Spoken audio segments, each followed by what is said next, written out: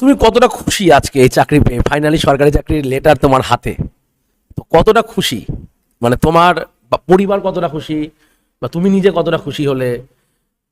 আমরা দেখলাম যে তোমার ফ্ল্যাটে একটা অনুষ্ঠানও হয়েছে ছোট করে, তো তারা কতটা খুশি হয়েছে? কতটা খুশি তোমার জার্নিতে প্রত্যেকে?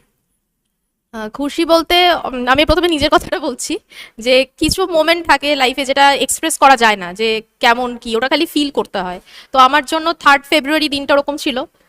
সরকারি চাকরি করবো এই আশাটা তো ছিল, বাট ফাইনালি প্যানেলে নিজের নাম দেখার মুহূর্তটা একদম অন্যরকম। তো আমি ভীষণ ইমোশনাল হয়ে গেছিলাম। আর মা তো অনেক বেশি, কারণ আমার মায়েরও এটা স্বপ্ন ছিল যে আমি একদিন সরকারি চাকরি করবো, যেহেতু আমার মা নিজে গভর্নমেন্ট সার্ভিস করতেন। তো মার এটা বরাবর ইচ্ছে ছিল যে মেয়েও সরকারি চাকরি করবে। তো মা ভীষণ খুশি হয়। এছাড়া আমার ফ্ল্যাটে যখন সবাই জানে, তো ওনারাও আমাকে একটু মানে ফুল টুল দিয়ে একটু সংবর্ধনা দেয়, সেটাও আমার খুব ভালো লাগে। তো মানে সবাই আমার চারপাশে যারা আছে প্রত্যেকটা মানুষই আমার এই সাকসেসে ভীষণ ভীষণ খুশি। এবং আমি খুব নিজেকে লাকি মনে করি যে আমি এমন কিছু মানুষ আমার চারপাশে রয়েছে যারা আমার সাথে আমার এই সাকসেসটাকে এনজয় করছে। তোমার একটা গুরুত্বপূর্ণ পার্ট ছিল অবজেক্টিভ পেপারের পর, পাশ করার পর ডেসক্রিপটিভ পেপারও। তো ডেসক্রিপটিভ পেপার তুমি কিভাবে তৈরি করেছো, বা মক ইন্টারভিউ ইন্টারভিউ এই সময় তুমি নিজেকে কতটা প্রস্তুত করেছো? কিভাবে আগামী দিনের ছেলেমেয়েরাও, বা একদম এমসিকিউ থেকেই কিভাবে তারা প্রিপারেশন নেবে, এবং তুমি কি ঠিক এক্স্যাক্টলি প্রিপারেশন নিয়েছো যাতে তুমি হেল্পফুল হয়েছো বা তুমি চাকরি পাচ্ছ? আগামী যারা ছাত্রছাত্রীরা রয়েছে তাদের তুমি কি বার্তা দিতে চাইছো?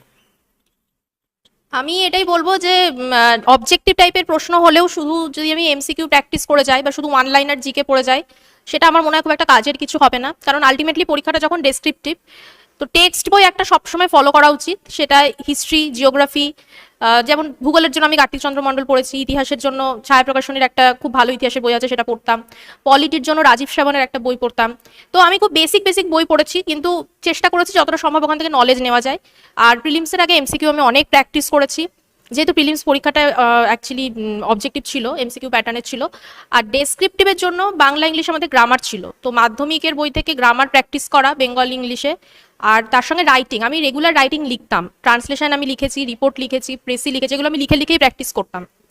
তার সঙ্গে জিকে। এবার আমি যেহেতু বায়োলজি স্টুডেন্ট, তো এটা আমার একটা অ্যাডভান্টেজ যে ওখানে বায়োলজি আর নিউট্রিশন থেকে একটা অনেক বড় পোর্শন ছিল। তো আমি 9-10-এর বই থেকে লাইফ সায়েন্সটা যতটা পেরেছি, যেমন পুষ্টি, তারপরে রক্ত, হরমোন, উৎসেচক, এই চ্যাপ্টারগুলো ভালো করে পড়েছি। আর অঙ্ক আমি এসজিএসসিসির কাছেই, স্যার ভীষণ ভালো ডেসক্রিপটিভ করিয়েছেন তখন। আর আমাদের বাংলা ম্যাডাম ছিলেন তামান্না ম্যাডাম, তারপরে বায়োলজির একজন ম্যাম ছিলেন, আমার নামটা এই মুহূর্তে মনে পড়ছে না। ইংলিশে মনে হয় সুমন স্যার ছিলেন তখন। তো ওনারাও ভীষণ ভালোভাবে গাইড করেছেন, যে জন্য আমি মেন্সটাও ভালোভাবে দিতে পেরেছি। আর ইন্টারভিউর জন্য আমি এসজিএসসিসিতে মক ইন্টারভিউ দিয়েছিলাম। সেখানেও মানে স্যার ভীষণ কোঅপারেটিভ ছিলেন, খুব ভালোভাবে আমি মক ইন্টারভিউ করেছি। আর ইন্টারভিউর জন্য নিজের ডিস্ট্রিক্ট, নিজের হবি, নিজের সম্বন্ধে অ্যাকচুয়ালি একটু জেনে যাওয়াটা খুব দরকার, তাহলেই সম্ভব। আর কনফিডেন্স ইজ দ্য কি। মানে নিজেকে কনফিডেন্ট রাখতে হবে from prelims to interview. Confidence যদি তোমার মধ্যে থাকে যে তুমি পারবে, তাহলে তুমি অবশ্যই পারবে। বেশ বেশ বেশ। তো তোমার কি মনে হয় যে যারা একদম শূন্য লেভেল থেকে শুরু করতে চাইছে, যারা একদম বেসিক লেভেলে রয়েছে এই মুহূর্তে, ভাবছে সরকারি চাকরির প্রিপারেশন নেব বা কলেজে উঠলাম এবার নিচ্ছি, তারা একদম বেসিকে তারা কিভাবে শুরুটা করবে তোমার কি মনে হয়, একদম বেসিক থেকে? আমি নিজেও একসময় এই বেসিকেই ছিলাম, তো ওই যখন বললাম আমি 2019 থেকে প্রিপারেশন নিচ্ছিলাম।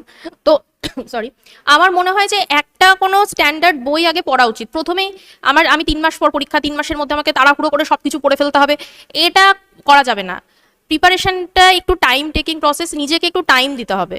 আর একটা বই একবার পড়লাম, তারপর আরেকটা বই আরেকবার পড়লাম, আরেকটা বই আরেকবার পড়লাম, ওরকম করে হবে না। তুমি একটা বই 10 বার পড়ো, 20 বার পড়ো, এমন করে পড়ো যাতে ওই বইয়ের ওই লাইনটা, ওই পেজটা তোমার মাথায় ছাপা হয়ে যায়।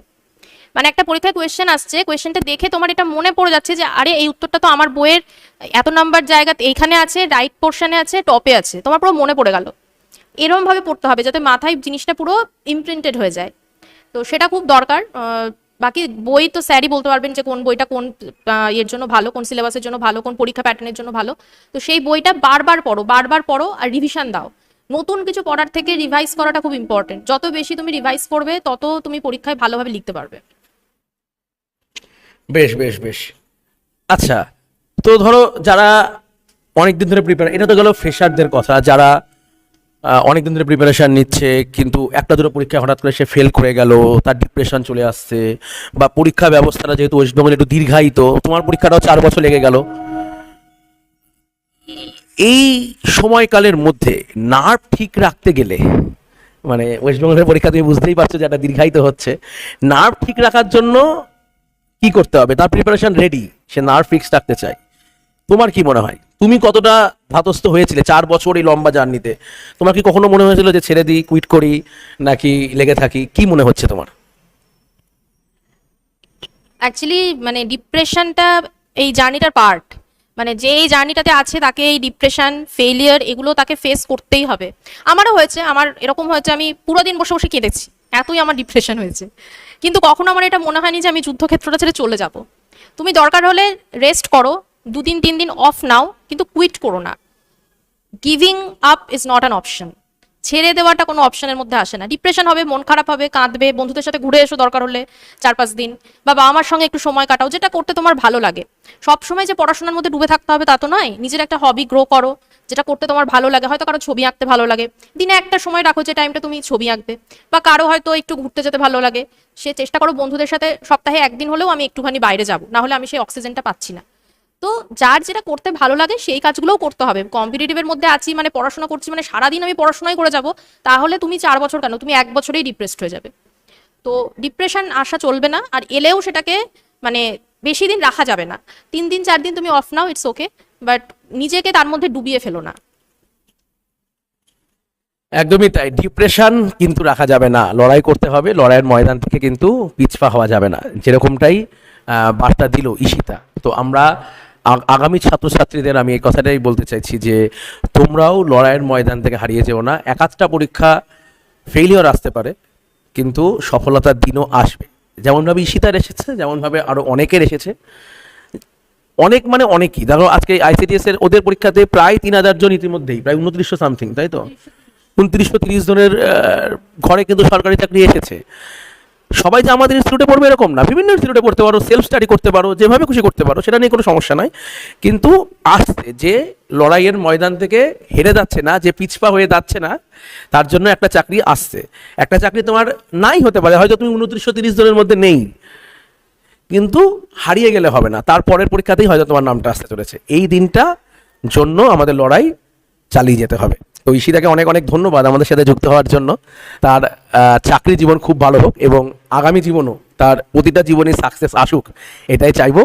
তো অবশ্যই তোমাদের সাথে দেখা হবে আগামী দিন, আগামী কোনো সেশনে। টিল দেন টাটা, প্রত্যেকে শেয়ার করে দেবো। টাটা।